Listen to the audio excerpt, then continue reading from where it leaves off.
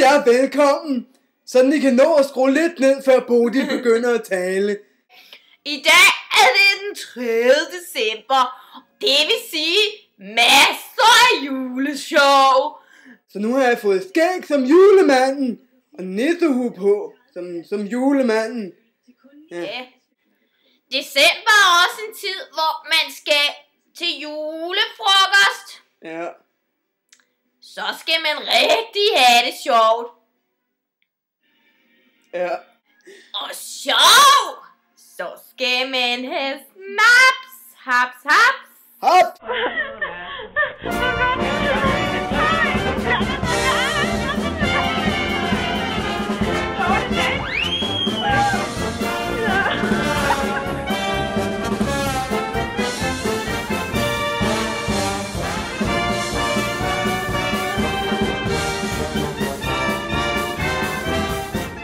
Julemanden sådan kysser mod